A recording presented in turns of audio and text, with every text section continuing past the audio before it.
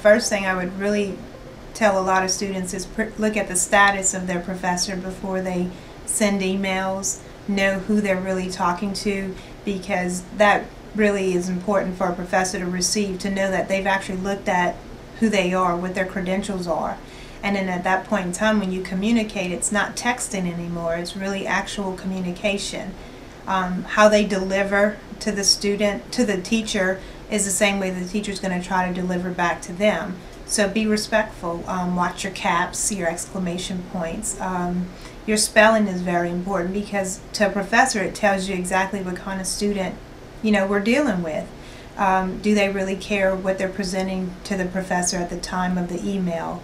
When it comes to the online communications through discussion forums, be respectful to your classmates. Not everybody's going to agree with you, and some people may, but say what you feel, but say it in a respectful way. But more importantly, communication is very important, whether it's via email or through discussion board, discussion forums, whatever the outlet is, and even telephone. I've had students that are on an online class call me on the telephone, and that's totally acceptable. But the communication is key to being successful in an online class. Students need to learn that technology used for your personal use is very different than technology used for your professional use, and that's really what your education is. It's a professional relationship that you have. So I'm really careful to answer students correctly. So I put their name, I put my message, it's all in sentences, it all has capital letters, it has my signature at the bottom, and I'm just very careful to mimic what they should be doing. And I think students just need to realize that you will never probably meet this person face to face. So your first impression is what they see in your writing. From time to time, you'll see someone who will type first and think later. I guess the key to anything online and any communication is to think first and type second. Really think all your thoughts, combine them, think it through, come up, just like any, I mean, I'm not saying make this huge ordeal out about a little email, but definitely,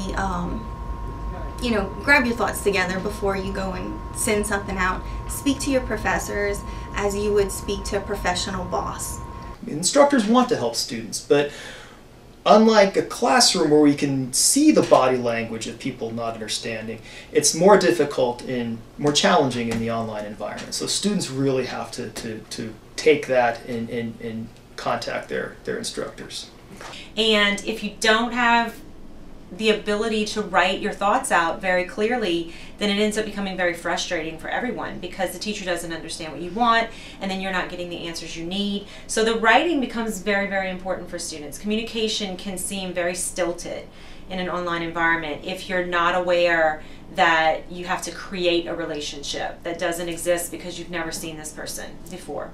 Students should be independent, but they should be more involved or want to be involved. It's just not a matter of completing assignments. It's really getting involved with your students, your classmates that are in the class at the present moment, as much as you can, not just once a week, maybe 2-3 times a week, and finding buddies that you can kind of compare to and do assignments with through online, so that it'll better your opportunity to make a passing grade.